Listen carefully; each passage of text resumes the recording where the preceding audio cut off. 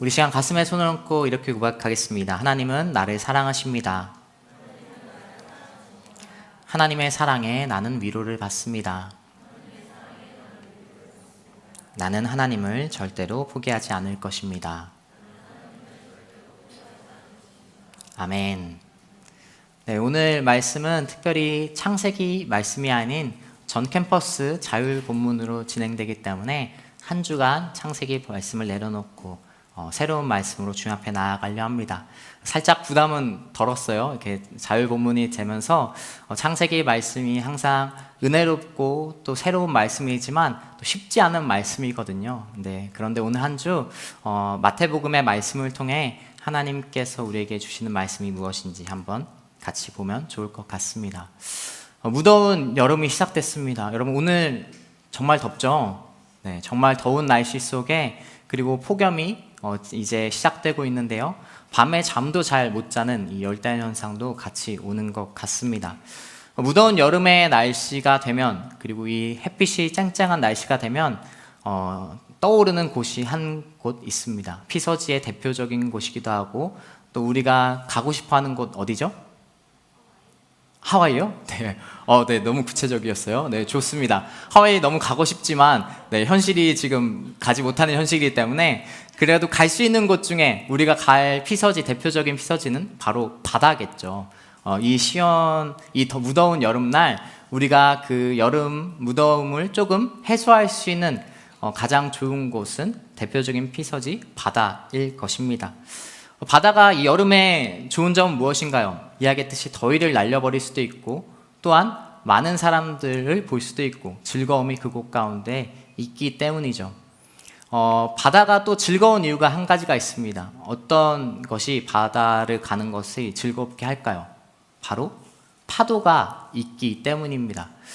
바다의 가운데 파도가 없다면, 그 바다가 그냥 잔잔하기만 하다면 물론 그 물속에서의 시원함이 더위를 날려주게 하겠지만, 그 이렇게 찰랑찰랑 거리는 파도 안에서 자신의 몸을 맡기면서 이렇게 움직이는 재미가 또 있는 것이죠.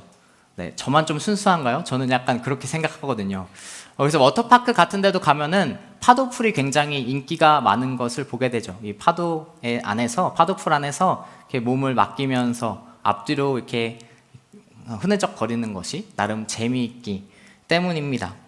잔잔한 바다 가운데도 이렇게 몰아치는 파도 역시 고요함 속에 파도가 있는 것이 때로는 안정감을 주기도 하는 것을 우리는 보게 됩니다. 이런 잔잔한 파도는 우리에게 즐거움을 주기도 하고 또 안정감을 주기도 하지만, 파도가 만약에 거친 파도, 그리고 굉장히 큰 파도라면 우리에게 또 굉장히 위협이 되는 것을 우리는 볼 수 있습니다. 대표적으로 쓰나미가 그러한 큰 파도 유형 중에 하나이고, 또 큰 파도가 일었을 때 많은 인명피해가, 또 배에 타거나 항해를 하는 사람들이 목숨을 잃기도 하는 것이 바로 파도라는 것을 우리는 알 수 있죠. 오늘 말씀의 배경에는 바로 그 갈릴리 바다가 나옵니다. 사실 갈릴리는 호수예요. 바다가 아닌 호수입니다. 그런데 워낙 큰 호수이기 때문에 이 바람의 영향을 받아서 호수지만 강풍이 불고 그로 인해 파도가 일렁이는 곳이 바로 갈릴리 호수라는 것이죠. 갈릴리 호수는 길이가 24km나 되고 폭이 12km나 되는 큰 호수였다라는 것이죠. 한강의 넓은 폭이 한 2km 정도거든요. 근데 이제 이 갈릴리는 호수였지만 12km나 되는 폭, 길이도 24km면 굉장히 큰 호수였다는 것을 우리가 알 수 있습니다. 오늘 말씀은 예수님과 제자들이 바로 이 갈릴리 바다에서 겪게 되는 스토리를 적고 있습니다. 이 말씀을 통해 우리가 하나님의 말씀을 깨닫기 원합니다. 먼저 22절을 다시 한번 같이 읽어보면 좋을 것 같습니다. 함께 읽겠습니다. 그 후 예수께서는 곧 제자들을 배에 태워 먼저 건너가게 하시고 무리를 집으로 돌려보내셨습니다. 자, 22절 말씀은 이렇게 시작합니다. 예수님께서 제자들을 배에 빨리 태워서 갈릴리 바다로 내보냈다, 이런 말씀이 기록되어 있어요. 개역개정에는 정확히 이렇게 표현되어 있어요. 예수께서 즉시 제자들을 재촉하사 배를 타고 건너편으로 가게 했다라고 나옵니다. 이 무언가 예수님의 모습이 다급한 모습으로 오늘 말씀이 시작되는 것을 보게 됩니다. 왜 예수님께서는 이렇게 제자들 다급하게 이 갈릴리 바다로 내몰았을까? 다른 곳으로 가게 했을까? 이러한 궁금증이 드는 말씀이에요. 그 이유가 이 동일한 본문을 기록하고 있는 요한복음 6장 15절에 잘 나옵니다. 이 앞에 말씀을 보면 어떤 사건이 나오냐면 바로 예수님께서 오병이어의 기적을 행한 사건이 나오죠. 5개의 빵과 2개의 물고기로 성인 남성 5,000명을 먹인 사건이 나옵니다. 성인 남성 5,000명이면 그 여성과 아이들을 포함하면 최소한 10,000명이 그 자리에서 그 오병이어의 기적을, 예수님의 기적을 보았다라는 것이죠. 그 놀라운 기적을 경험한 그 10,000명이 되는 사람들이 어떠한 행동을 하느냐? 바로 6장 15절 함께 읽겠습니다. 같이 읽겠습니다. 그러므로 예수께서 그들이 와서 자기를 억지로 붙들어 같이 읽겠습니다. 예수께서는 그들이 와서 강제로 자기를 왕 삼으려 한다는 것을 아시고 혼자서 다시 산으로 올라가셨습니다. 우리말 성경이에요. 자, 그들이 그 놀라운 기적을 체험한 10,000명이 바로 예수님을 왕으로 삼으려고 했다라는 것이죠. 당시 이스라엘은 로마의 지배를 받던 이스라엘이었습니다. 그들의 생활이 만족스러웠을 리 없어요. 그들의 생활은 핍박이 있었고 그리고 여유롭지 않은, 경제적으로도 어려움이 있는 그들의 삶이었습니다. 부족한 그들의 삶에 희망이라는 것은 존재하지 않았어요. 그런데 어떤 한 사람, 예수라는 사람이 나타나서 많은 기적을 행하기 시작했습니다. 소문으로만 들었던 그 예수가 이 오병이어의 기적을 행하는 것을 10,000명이 보게 된 것이죠. 이 기적은 특별하고 엄청난 것이었습니다. 먹을 것도 어떻게 보면 부족했던 시대, 다른 나라의 핍박을 받던 시대 속에 5개의 빵과 2개의 물고기로 10,000명이에요, 여러분. 10,000명. 그냥 100명, 몇십 명, 100명이 아닌 10,000명이 되는 사람이 이 기적을 보고 놀라운 기적이라고 생각하게 된 것이죠. 그리고 이렇게 생각했을 거예요. 드디어 우리를 로마의 지배로부터 탈출시켜줄, 이 정치적으로 우리가 핍박받고 우리의 생활, 삶도 보장받지 못하는 이 삶 속에 이 예수라는 사람이 우리를 드디어 구원시켜 주겠구나. 정치적인 왕으로 이 예수님을 왕으로 삼으셨다라는 것입니다. 사람들의 소동이 정말 커져서 폭동이 되고 로마의 군대가 만약에 진압 과정에 들어간다면 이것은 굉장히 큰일이었어요. 왜냐하면 예수님의 십자가 사역이 다 그르칠 수 있을 만한 사건이었기 때문에 예수님께서는 그러한 움직이 있자마자 제자들을 먼저 빠르게 그곳에서 탈출시키고 그리고 그 예수님이 정리하려고 제자들을 먼저 보내려고 했던 모습을 보게 됩니다.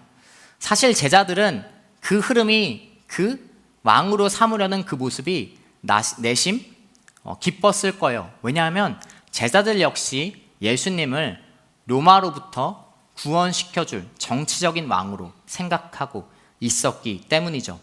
애시당초 제자들은 이러한 생각을 가지고 있었어요. 예수님은 우리를 로마의 압제로부터 벗어나게 해줄 구원자이시다 라는 생각이 그들 가운데 있었습니다. 그래서 그들은 예수님께 은밀히 부탁하기도 하는 것이죠. 만약 예수님께서 이 이스라엘, 이 나라를 회복하실 때 왼쪽 좌우에 우리 한 자리씩 달라고 하는 제자들도 이 말씀을 보면 있는 것을 볼 수 있습니다. 제자들은 이렇게 생각했을 거예요. 드디어 우리 선생님이 본격적으로 이 이스라엘 왕으로 데뷔하시는구나. 이스라엘 왕으로서 이제 행동하시겠구나 라는 생각을 가지고 내심 기뻐했을 것입니다. 그러나 예수님은 이 제자들이 더 이상 이 사람들과 함께 이 소동에 참여하지 않기를 원하셨어요. 그래서 바로 그들을 갈릴리 바닷가운데 보내는 것이죠. 그리고 예수님은 무엇을 하러 가시는가? 바로 기도하러 가십니다. 우리 23절 말씀까지 같이 읽도록 하겠습니다. 함께 읽겠습니다. 무리를 보낸 뒤 예수께서 혼자 기도하러 산에 올라가셨다가 날이 저물기까지 거기 혼자 계셨습니다. 아멘.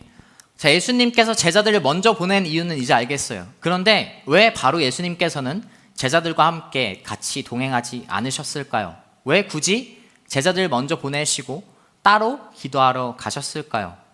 물론 예수님은 말씀을 보게 되면, 복음서를 보게 되면 습관처럼 기도하는 분이시기도 하셨습니다. 그러나 이 오늘 기도하는 타이밍은 특별한 기도입니다.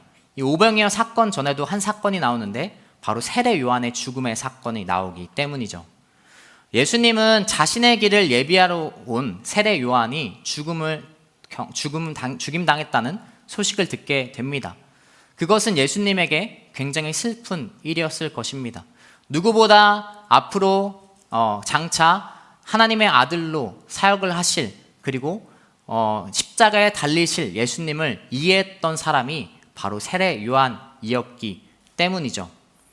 세례 요한의 죽음을 통해서 예수님은 이제 피부로 깨닫는 것이죠. 이제 십자가에 달릴 날이, 십자가의 사명을 내가 이룰 날이 머지 않았구나라는 것을 이제 피부로 깨닫기 시작하셨을 것입니다.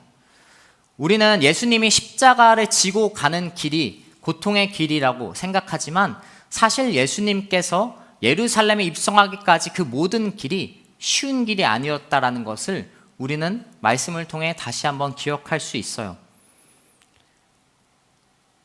예수님께서 겟세마네 동산에서 어떻게 기도하시죠? 할 수만 있다면 이 잔을 내게서 거두어 달라고 예수님께서 기도하십니다. 십자가를 걸어가는 길이 그 자체가 예수님께는 결코 쉬운 일이 아니었어요. 누구보다 기도가 필요한 분이 바로 예수님이셨죠. 그런데 사람들이 왕으로 세우려고 했던 그 모습 속에, 그리고 그 세례 요한의 죽음, 이런 모든 상황이 예수님께는 어려움으로 다가오는 시점이었을 것입니다. 그래서 예수님은 자신의 사명을 다시 한번 정립하기 위해서, 자신의 사명을 다시 한번 마음을 다잡기 위해서 예수님께서 기도를 하러 올라가시는 것입니다. 예수님은 십자가의 길을 걷기 위해, 그 사명을 다시 한번 정립하기 위해 오늘 기도하러 나아가는 것을 우리는 볼 수 있습니다. 여러분, 어려움 속에 예수님은 기도하시는 분이셨어요. 인생에 어려움이 있고 그리고 거친 파도가 몰아칠 때 예수님은 어떠한 행동을 하셨는가? 자신을 왕으로 세우려 하고 자신을 이해해주는 가장 친밀했던 동역자가 죽음 가운데 내몰렸을 때, 죽음을 당했을 때 예수님은 기도하셨다라는 것이죠. 여러분, 우리는 인생의 어려움을 맞이하게 됩니다. 그리고 이제 이후에 볼 제자들이 맞이하는 거친 파도일 때 우리는 무엇을 해야 되는가? 우리 가운데 어려움이 올 때 무엇을 해야 되는가? 바로 답은 기도라는 것입니다. 그것이 바로 예수님께서 택한, 예수님께서 행하신 행동이라는 거예요. 예수님도 어려울 때 기도하셨는데 우리는 어려울 때 과연 무엇을 하는 사람들입니까? 우리의 모습을 한번 돌이켜 봐야 된다라는 것이죠. 어려움 속에 기도하는 길공동체 청년분 되시길 축복합니다. 여러분이 기도함으로, 하나님께 기도함으로 그 기도를 통해 하나님께서 역사하시는 거예요. 몇 번 이야기했지만 기도하지 않고 어떠한 상황이 잘 풀리면 그 상황이 하나님의 역사라고 받아들일 수 있을까요? 내가 기도하지 않았는데 상황이 잘 풀렸어. 그게 그럼 하나님의 역사처럼 느껴질까요? 그렇지 않겠죠. 그리고 기도하지 않았는데 잘못됐어. 상황이 잘못되면 그런데 우리는 하나님을 탓해요. 여러분, 기도하면서 나아갈 때 어떠한 결과든 우리는 하나님의 기도의 결과로 받아들일 수 있는 믿음 가운데 나아갈 수 있는 것입니다.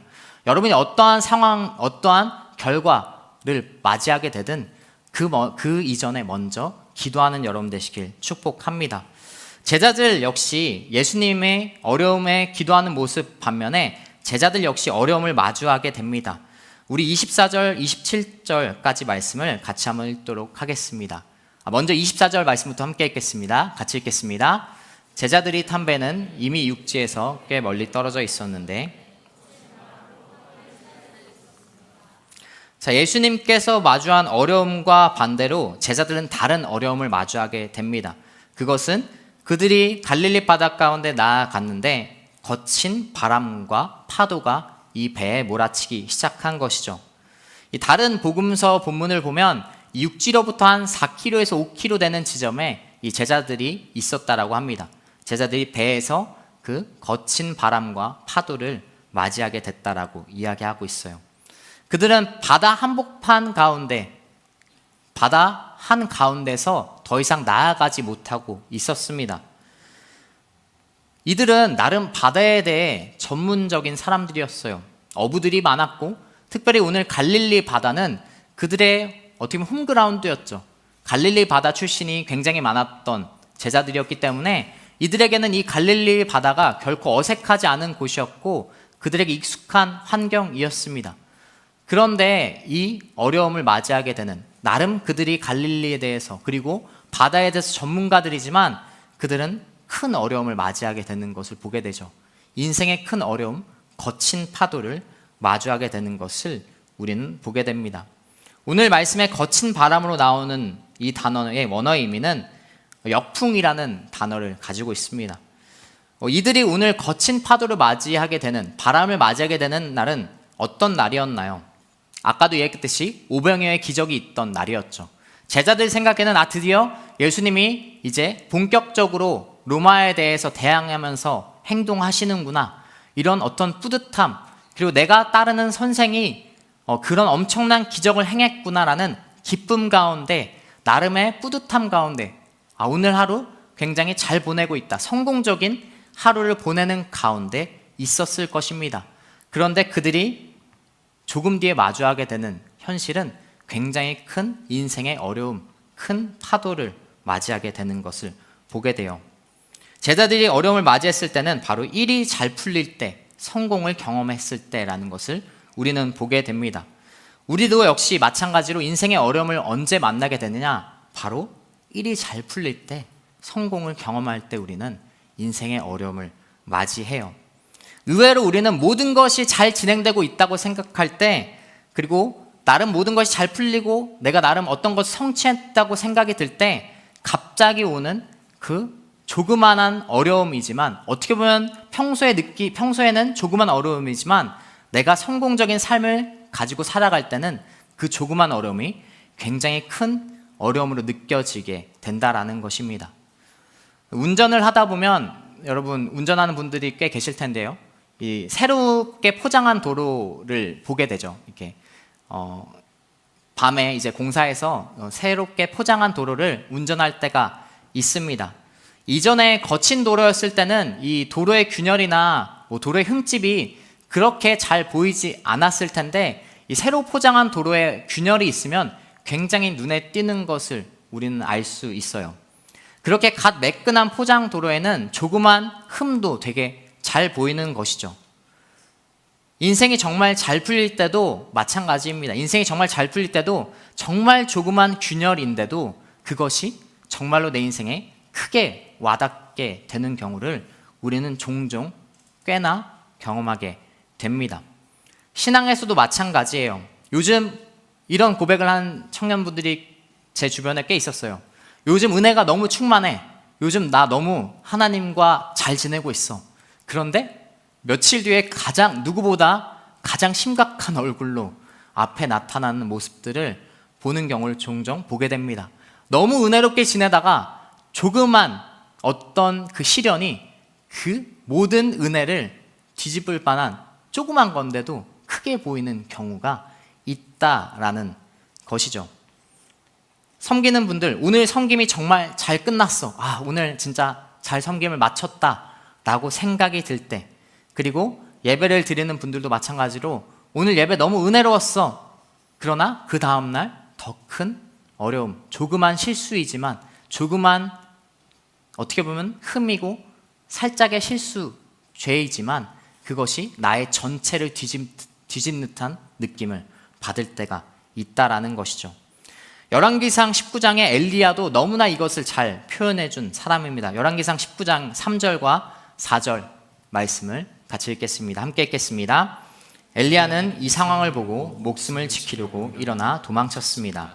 그는 유다의 브에사바에 이르자 자기 종을 거기에 남겨두고 혼자서 하룻길을 가서 광야에 다다랐습니다. 그는 로뎀나무 아래에 앉아서 죽기를 기도했습니다. 여호와여, 이제 이것으로 충분하니 제 목숨을 가져가 주십시오. 저는 저의 조상들보다 나은 것이 없습니다. 자, 엘리야는 오늘 자기가 너무나 지치고 그리고 하나님께 자신을 죽여달라고 고백하고 있어요. 그런데 이 19장 이전에 엘리야가 18장에 어떠한 기적을 행하죠? 엄청난 기적을 행합니다. 우상을 숭배하는 바알과 아세라 선지자들 850명을 그가 이기는, 우상 숭배하는 거짓 선지자들을 죽이는 엄청난 기적을 행해요. 1대 850으로 싸워서 이긴 사람이 바로 엘리야였어요. 바로 전 말씀이 그 말씀입니다. 하나님의 도움으로 하나님의 크심을 너무나 경험했던 엘리야인데, 그런데 그 19장 초반에 단 한 사람, 이세벨이 엘리야를 죽이겠다라는 그 한마디, 한 사람의 말인데, 그 850명을 이겼던 사람이 그냥 나 몰라라 그 기적을 행했던 사람인가 싶을 정도로 도망치는 모습이 이 3절과 4절의 말씀이에요. 누구보다 큰 기적을 행했던 사람이었어요. 4절에 이야기하지만 자기는 조상보다 나은 것이 없다라고 이야기하지만, 사실 엘리야는 구약의 선지자 중에 정말로 가장 많은 기적을 일으킨 선지자 중 한 명입니다. 그런데 그냥 어떻게 보면 정말로 성공적인 하나님의 도우심 아래 큰 사역을 한 사람이 갑자기 그 오는 조그만 어려움에 그냥 무너져 내려버리는 모습을 말씀을 통해 보게 됩니다. 이렇듯 우리는 모든 것이 잘 풀릴 때 인생의 큰 어려움을 맞이할 때가 있다라는 거예요. 그리고 두 번째, 파도와 같은 인생의 큰 어려움을 마주할 때는 언제인가? 두 번째는 예수님께서 부재하실 때입니다. 오늘 말씀은 제자들이 예수님이 부재하실 때 거친 바람과 파도를 맞닥뜨리는 것을 보게 됩니다. 물론 이 앞의 상황을 우리가 알듯이 예수님께서 먼저 제자들을 보내요. 예수님께서 먼저 제자들을 보내기 때문에 제자들이 자초한 이 예수님의 부재는 아닙니다. 그럼에도 불구하고 예수님께서 그 배에 함께 타고 있었다면 제자들은 그 거친 바람과 파도가 이렇게까지 큰 어려움으로 느껴지지 않았을 거예요. 왜냐하면 이미 예수님께서 마태복음 8장에 이 거친 바람과 파도를 잠잠케 하는 기적을 행하셨었기 때문이죠. 거친 바람과 파도가 그들 가운데 오늘 이 마주하는 어려움이 존재할지라도 예수님께서 그 배에 타고 함께 있었다라면 그들은 그 거친 바람과 파도가 그렇게 큰 어려움으로 느껴지지 않았을 것입니다. 우리도 마찬가지죠. 우리도 주님이 나와 함께 계시지 않는다고 생각이 들 때 우리는 가장 큰 어려움, 인생의 어려움을 느끼게 되고 거친 파도를 만나게 되는 것처럼 행동할 때가 있습니다. 우리는 어찌할 바를 모르죠. 예수님께서 함께 계시지 않는다고 생각할 때 우리는 큰 두려움에 빠지는 존재인 것을 볼 수 있습니다. 그리고 또 어떨 때 파도와 같은 인생의 큰 어려움을 우리는 마주하게 되는가? 세 번째, 예수님께서 일하지 않는다라고 생각이 들 때 그렇습니다. 예수님께서 함께 하시지만 함께 하시고 같은 것 같지만 일하고 계시진 않는 것 같아. 지금은 예수님이 역사하지 않는 것 같아라고 생각하는 경우가 있습니다. 마태복음 8장 24절부터 26절까지 제자들이 또 그러한 모습을 보여줍니다. 이 강풍을 잠잠케 하는 그 역사 이전의 제자들의 모습입니다. 24절부터 26절까지 말씀 함께 읽겠습니다. 갑자기 바다에 큰 폭풍이 일어 배 안으로 파도가 들이쳤습니다. 그러나 예수께서는 주무시고 계셨습니다. 제자들이 가서 예수를 깨우며 말했습니다. 주님 살려주십시오. 우리가 빠져 죽게 됐습니다. 예수께서 대답하셨습니다. 왜 그렇게 무서워하느냐? 믿음이 적은 사람들아. 그러고는 일어나 바람과 파도를 꾸짖으셨습니다. 그러자 호수는 아주 잔잔해졌습니다. 자, 제자들은 예수님과 함께 배에 있었어요. 그런데 예수님이 잠들어 계셨죠. 거친 바람과 파도가 왔고 예수님께서 잠들어 계시고 일하고 계시지 않는다, 행동하고 계시지 않는다라고 생각이 들자 그들은 그 큰 어려움이 그들에게 두려움으로 다가왔던 것을 보게 됩니다. 우리 역시 마찬가지죠. 예수님이 함께 하신다라고는 생각해요. 믿음의 교회를 다니면 보통 이런 믿음의 상태가 많죠. 예수님이 살아계신 건 알겠어. 예수님이 나와 동행하신다라는 거 많이 들어서 알겠지만, 그런데 내 삶에는 특별히 일을 하지 않는 것 같아. 특별히 내가 있는 지금 고난을 겪고 있는 이 상황 가운데서는 예수님이 일하고 계신 것 같지 않아라고 생각을 할 때가 있다라는 것이죠. 예수님이 함께 하시지만 내가 하나님의 능력을 제한하고 하나님께서 일하고 계시지 않는다고 내가 생각하는 것입니다. 이렇게 우리는 어려움을 맞이하는, 파도를 맞이하는, 인생의 어려움을 맞이하는 경우들이 있습니다. 결국 이런 거친 파도, 인생의 어려움은 우리에게 무엇을 심어주나요? 무엇을 우리 가운데 싹트게 하나요? 이야기했지만 바로 두려움이라는 씨앗을 우리 마음속에 생기게 합니다. 우리 마음속에 두려움이라는 씨앗이 점차 자라기 시작해요. 그렇게 그 두려움이 점차 커지고 하나님과 그 어려움 속에, 그 고통 속에 하나님을 가리는 그 나무가 되기 시작하는 것입니다. 그러나 예수님께서는 어떻게 그 두려움 속에 있는 제자들에게, 그 두려움 가운데 있는 제자들에게 어떻게 다가오시고 말씀하시는가? 우리 25절부터 27절 말씀을 다시 한번 같이 읽도록 하겠습니다. 함께 읽겠습니다. 이른 새벽에 예수께서 물 위를 걸어 그들에게 다가가셨습니다. 제자들은 예수께서 물 위로 걸어오시는 것을 보고 깜짝 놀랐습니다. 그들이 두려워하며 유령이다 하고 외쳤습니다. 그러자 예수께서 곧 그들에게 말씀하셨습니다. 안심하라, 나다, 두려워하지 말라. 자, 예수님께서 물 위를 걸어 오십니다.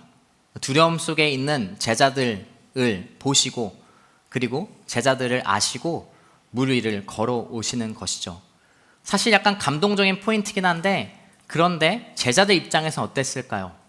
두려움 속에 더 두려웠을 거예요. 말씀에 나오지만 다른 복음서 말씀을 보게 되면 이때 시간이 새벽 3시부터 6시, 사경 가운데 한 시간이었거든요. 그런데 한 형체, 예수님이라고 깜깜하니까 보이지 않았을 거잖아요. 한 형체가 보이는데 물 위에 떠 있는 형체인 거예요. 사람의 형체인데 이미 파도와 거친 바람 때문에 두려운데 더 두려웠겠죠. 저 형체는 도대체 무엇인가? 그래서 제자들의 반응이 당연합니다. 유령이다.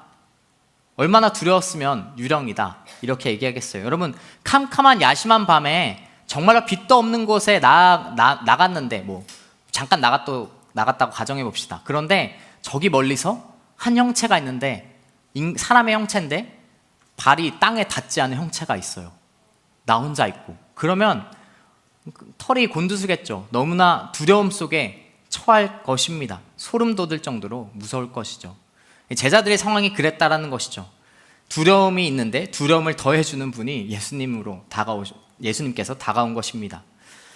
그런데 그 예수님께서 이제 말씀하시죠. 다행히 예수님께서 말씀하십니다. 안심해라, 나다, 두려워하지 말라라고 말씀하시는 거예요. 그런데 사실 이 말씀이 제자들에게 위로가 됐을까요? 저는 이 말씀을 묵상하면서 생각해봤어요. 상상해봤어요. 이게 과연 위로가 됐을까? 왜 위로가 안 됐을까라는 생각이 들었냐면 여전히 거친 바람과 파도는 계속되고 있었기 때문이에요. 제자들이 그 어려움을 맞이한, 그리고 그 거친 파도를 통해서 오늘 목숨을 잃을 수도 있겠다는 생각, 그 두려움이 해결되지 않았는데 그 예수님의 그 음성만으로 이들이 평정심을 찾았을까라는 생각을 했습니다. 우리 역시 마찬가지죠. 우리 역시 상황과 환경이 해결되지 않는데 예수님께서 다른 해결 방법을 주시는 것도 아니고 그 상황을 해결해 주지 않는데 우리가 과연 평정심을 찾는 존재인가요? 그렇지 않습니다. 우리는 대부분 상황과 환경에 휘둘리는 신앙인입니다. 안 그런 분도 있겠지만 저 또한 그럴 때가 많고 대부분의 모습이 우리는 상황과 환경 속에 여전히 지배당하는 존재들이라는 거예요. 그런데 예수님께서는 그걸 모르시는 분일까요? 그걸 뻔히 아시면서도 이렇게 이야기하는 거예요. 나다. 그냥 예수님의 존재 자체가 그 두려움을 몰아내는 이유라는 것을 이 예수님께서는 말씀하시고 계신 거예요. 이 나다라는 표현은 우리가 몇 주 전에 봤던 출애굽기 3장 나는 스스로 있는 자이다. 에고 에이미를 뜻하는 단어입니다. 그냥 내 존재 자체가 나다. 좀 이렇게 어렵죠. 이렇게 헬라어의 기반이라서 쉽지 않은데 나는 나다라는 그 증명 자체가 항상 예수님께서 하나님께서 자신의 존재를 이야기할 때 말씀하시는 것입니다. 그것 자체가 두려움을 몰아내는 하나님의 음성이라고 예수님의 음성이라고 이야기하는 것입니다. 하나님의 자녀에게 말씀하시는 것은 어려움과 인생의 파도 속에 주님께서 말씀하시는 것은 내가 같이 있다. 내가 함께 있다. 그러니 두려워 말라라고 이야기하는 분이라는 거예요. 여러분, 여러분의 믿음이 상황과 환경에 지배당하지 않는 믿음이 되기를 축복합니다. 그냥 예수님 한 분으로 예수님께서 함께 있고 예수님이 자신의 이야기로 응답으로 내가 너와 함께 있다.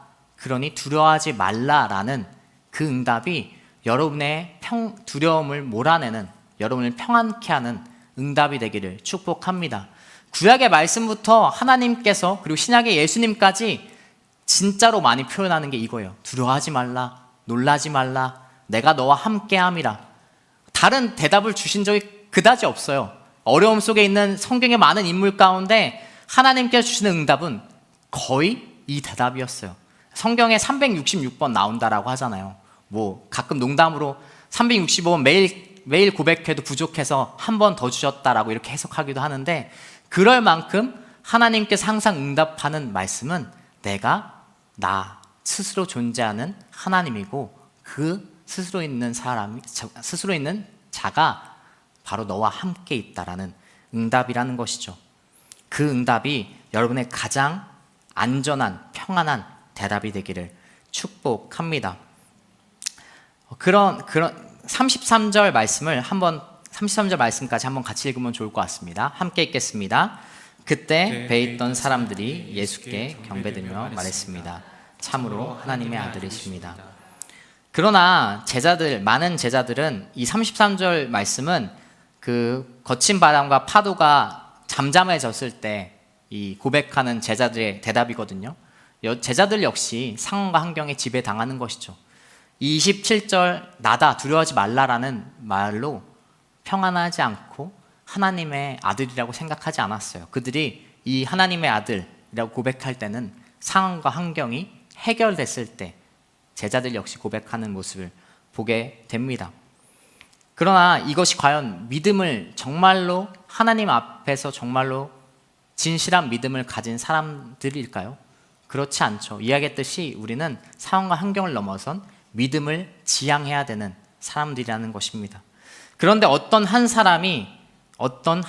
제자가 갑자기 대답하기 시작해요. 믿음을 가진 사람의 행동을 보여줍니다. 우리 28절부터 30절 말씀 우리 같이 읽도록 하겠습니다. 함께 읽겠습니다. 베드로가 대답했습니다. 주여 정말로 주이시면 제게 물 위로 걸어오라고 하십시오. 그러자 예수께서 오너라 하고 말씀하셨습니다. 그러자 베드로는 배에서 내려 물 위로 걸어 예수께로 향했습니다. 그러나 베드로는 바람을 보자 겁이 났습니다. 그러자 바로 물속으로 가라앉기 시작했고 베드로가 소리쳤습니다. 주여 살려주십시오. 아멘. 자, 진정한 믿음을 가진 사람은 어떠한 행동을 하는가? 베드로가 잘 보여줍니다. 바로 배 밖으로 나가는 믿음을 보여주는 것이죠. 바다 위에서 가장 안전한 곳은 어디입니까? 지금 제자들이 가장 마주하고 있는 현실 속에 가장 안전한 곳은 아무리 거친 바람과 파도가 몰아쳐도 배 안에 있는 게 가장 안전하겠죠. 뭐 배를 타는 요즘 경우가 많지 않으니까 비행기로 생각해 봅시다. 비행기가 기류 때문에 심하게 흔들리고 안전벨트를 매라고 하는 표시등이 뜬다면 위험한 상황이라면 그러면 비행기가 아무리 흔들려도 그래도 비행기 안에 있는 게 가장 안전하겠죠. 그런데 베드로가 하는 행동은 그 상황 속에 비행기가 흔들리는 와중 속에 나 이제 비행기 밖으로 뛰어내리겠습니다. 가서 승무원에게 그렇게 이야기하는 상황인 거예요. 그런데 이것이 믿음의 행동이고 믿음을 가진 사람이 취하는 행동이라는 것입니다. 베드로는 알았어요. 물 위에 있는 배보다 물 위를 걸으시는 예수님 곁에 가는 게 더 안전하다라는 것을 알았다라는 것입니다. 믿음은 어떠한 것을 이야기하느냐? 안전 영역 밖으로 나아가는 것을 이야기해요. 우리는 안전 영역, 나름의 각자가 생각하고 있는 안전 영역 안에서 하나님을 찾습니다. 이 안에서만 하나님을 찾아요. 그런데 오늘 주님께서 말씀하시고 베드로를 통해 보여주는 것은 그 안전 영역 밖으로 나아가는 것, 내가 생각한 그 안전한 울타리에서 넘어가는 것이 상황과 환경에 좌지우지되지 않는 진정한 신앙인의 모습이라는 것을 오늘 베드로의 모습을 통해 보여줍니다. 상황과 환경이 해결되고 남아있던 제자들, 33절의 제자들이 해결돼서 주님이 참으로 아들이구나, 주님께서 살아계시는구나 라는 고백이 아닌, 그보다 주님께서 바라는 믿음은 배 밖으로 나아가는 믿음이라는 것이죠. 베드로가 이렇게 얘기했을 때, 베드로가 이제 배 밖으로 나가겠다, 주님께 물 위를 걸어가도 되겠습니까? 물어봤을 때 예수님께서 얼마나 기뻐하셨을까요? 속으로 엄청나게 기뻐했을 거예요. 그 믿음의 한 발걸음이, 배 밖으로 나아가는 발걸음이 얼마나 큰 발걸음인지, 귀한 발걸음인지 아셨기 때문이에요. 여러분, 축복하는 것은 베드로의 배 밖으로 나가는 발걸음이 우리의 발걸음이 되기를 축복합니다. 안전 영역 밖으로 나아가는 믿음의 발걸음이 우리의 신앙 가운데 있기를 축복합니다. 지금은 아닐지라도 여러분, 그것을 위해 우리는 기도해야 되는 거예요. 그냥 매일 내 안전한 울타리 속에서 하나님을 바라고 상황과 환경이 해결되고 나서 하나님께서는 살아계시구나, 하나님께서는 오늘도 증명하셨구나, 이렇게 얘기하는 게 아니라 증명하지 않았는데도, 상황과 해결이 해결되지 않았는데도 나의 입술에는 그 믿음의 발걸음, 믿음, 하나님을, 주님 곁에 있는 것이 가장 큰 안전함이라는 고백이 우리 가운데 있어야 된다라는 것입니다. 그러한 믿음의 발걸음이 여러분의 발걸음이 되기를 축복합니다. 우리 마지막으로 31절 말씀과 32절 말씀을 같이 읽겠습니다. 함께 읽겠습니다. 예수께서 곧 손을 내밀어 그를 붙잡으시며 말씀하셨습니다. 믿음이 적은 사람아, 왜 의심했느냐? 그들이 함께 배우자 바람이 잔잔했습니다. 비록 베드로가 믿음의 발걸음을 내딛고 나아갔지만, 그리고 바람에 의해 흔들려서 물속에 빠졌지만, 예수님께서는 책망하지 않으세요. 그냥 믿음이 적은 사람아, 왜 의심했느냐라고 이야기하는 것이죠. 베드로의 모습을 통해 예수님께서는 기뻐하셨을 것입니다. 다른 11 제자들은 그 배 안에서 그냥 기다리고 있었던 반면, 베드로의 모습은 믿음의 사람이 어떠한 모습인지를 우리 오늘 말씀을 통해 깨닫게 됩니다. 베드로는 물 위를 걸은 최초의 사람이 되었어요. 성경에 어떤 사람도 물 위를 걸은 적이 없습니다. 홍해를 갈라서 땅을 걸었던 이스라엘 백성이 있었고, 모세가 있었고, 또한 여러 요단강을 갈라지는 기적이 있었지만 누구도 물 위를 걸었던 사람은 없었어요. 베드로가 바로 최초의 사람이 됐죠. 물론 그가 의심해서 물속에 빠졌지만 그 모습이 우리의 신앙의 모습이죠. 믿음의 발걸음을 내디뎌도 우리는 연약하기 때문에 의심하는 존재이기도 하고 빠지는 존재예요. 그럴 때 주님께서는 그때 주님의 손을 내밀어서 붙잡는 분이십니다. 여러분, 우리가 오늘 말씀을 통해 여러분 거친 파도 속에, 인생의 어려움 속에 그럼에도 주님께 나아가는 믿음을 가지기를 축복합니다. 그 믿음이라는 것은 상황과 환경을 뛰어넘는, 상황과 환경 속에서 고백하는 신앙도 물론 귀한 신앙이지만 그것을 뛰어넘는 신앙을 가지는 여러분 되시길 축복합니다.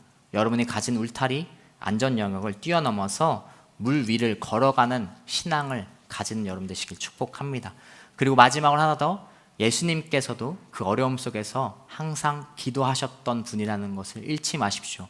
믿음이 연약합니까? 오늘 여러분의 믿음이 베드로처럼 행동하지 못하는 믿음입니까? 그러면 기도하십시오. 그러한 믿음을 달라고, 내가 생각했던 울타리 영역에서 발을 내딛는, 배 밖으로 나아갈 수 있는 믿음을 허락해 달라고 기도하는 여러분 되시길 축복합니다. 여러분, 말씀을 정리하겠습니다. 오늘 말씀을 통해 제자들의 모습, 그리고 주님의 모습을 통해 우리는 인생의 어려움, 인생 가운데 큰 파도가 몰아쳤을 때 어떻게 행동해야 되는지를 보았습니다. 여러 인생의 어려움을 주는 경우가 있겠죠. 3가지를 이야기했지만 그 3가지를 넘어 많은 경우들이 또 있을 수도 있습니다.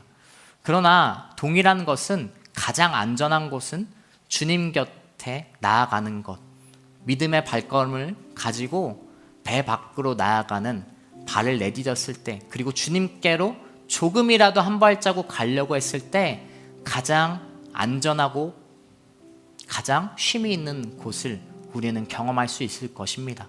주님께서 말씀하십니다. 내가 평안을 너에게 주노라 라고 말씀하시죠. 주님의 평안은 주님께서 있는 곳에 우리가 나아가려는 믿음이 있을 때 더욱 크게 경험할 수 있을 것입니다. 어려움 속에, 거친 풍랑 속에 평안을 경험하는, 믿음의 발걸음으로 평안을 경험하는 여러분 되시길 축복합니다. 우리 함께 자리에 일어나서 찬양곡 했으면 좋겠습니다. 이 시간 자리에서 함께 찬양할 때 우리의 믿음을 굳건하게 해달라고, 또 그 믿음의 발걸음을 주님께서 그 마음을 품게 해달라고 함께 이 찬양 고백하면서 함께 나아가도록 하겠습니다.